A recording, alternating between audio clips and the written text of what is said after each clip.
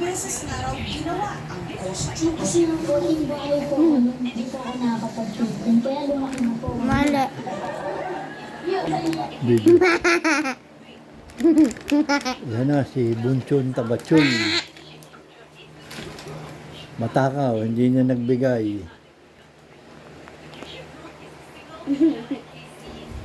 CDO Lantern Meat na perfect for all recipes. Last week's Kaway-kaway lang ang dyan. Yan.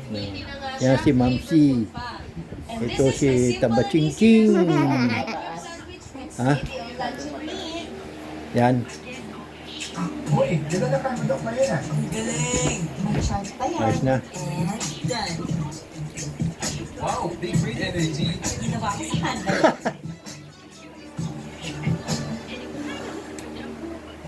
Yun, ng mga alien nandun.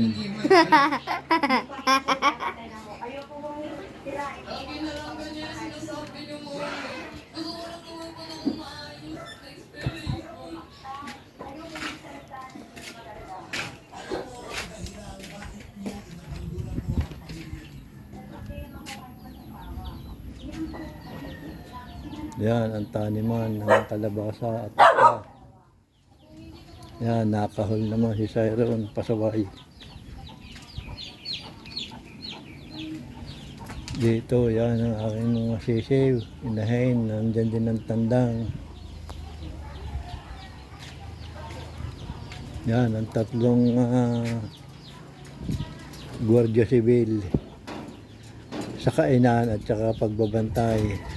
Itong puting ito, si Cyron, si Tiger, si Beagle naman yung isa, yung black. Itong pusakal naman yung pusa na yan na dayo rito, hindi na umalis.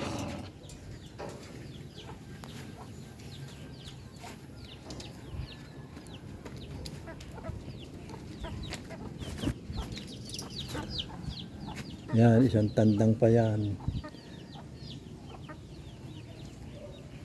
Anak na yan nung inahin na may sisiw ngayon.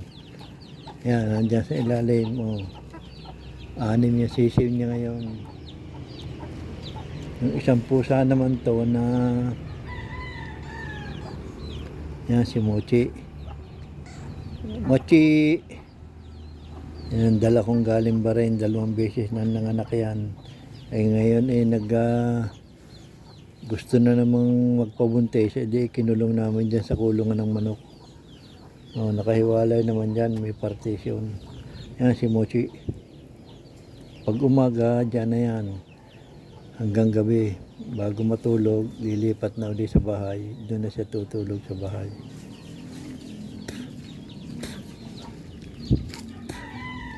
Yan naman yan, nandyan na doon sa baba. Ito yung pababang parte nung lupa namin.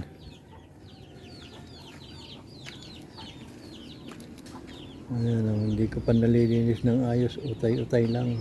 Daddy, Ah, can I borrow that? ah, I want to borrow that. okay, magbablog ka. Oh. Come here. Okay, coming. Ayan, dito paligid, puro ko nito, hindi parang mini forest na yan, kawayan ano. Pero nakabakod naman ako dito ng hollow block lahat yan.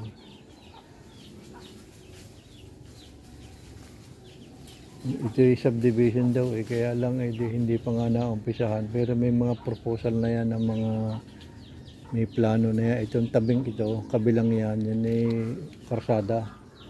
Itong tabing-tabi ng firewall na yan na bakod ko. Yan ay karsada ng pababa. Tapos yan na, may kanya-kanya ng lote dyan.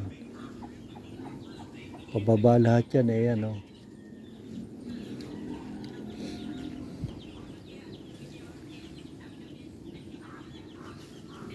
Itong luang na ito siguro ito mga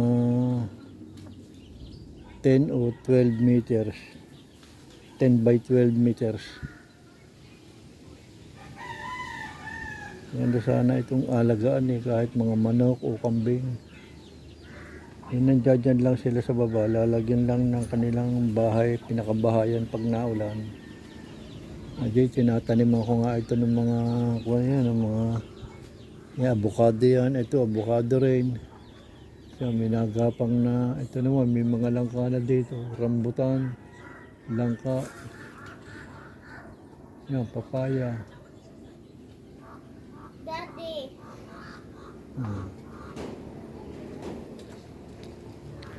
Sayang din, pagka nagkapera, di baka ma-develop ito. Sayang naman ang lugar. Kaya ito lang muna, mga manok ang alaga ko dyan. Hello. Yan, si Tabachoy. Yan. Ito yung motor ng bayaw ko, nasa Bahrain. Yan, si Tabachoy, o yun mo. Matakaw ito, kaya ito lumubo na yan. Daddy, can I borrow? Siya, mamaya na uli at mga kabarugi. At tara daw si Bunso ay magbablog ng kanya. Tingnan natin, ito yung mga fishing rod. Nilinis ko at nakamatuloy kami bukas na papunta doon sa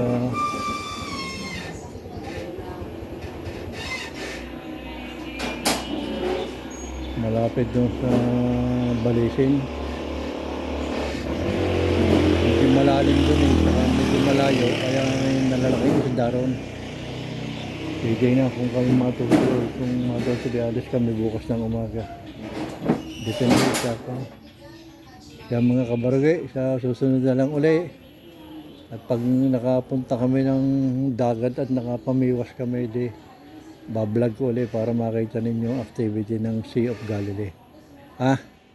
Salamat sa inyong kuhan na sa tinagal-tagal natuloy din ito kahit na short video lang. Pero meron pang mga darating na video kasunod nito. Ingat kayo lagi, bro. Bye-bye.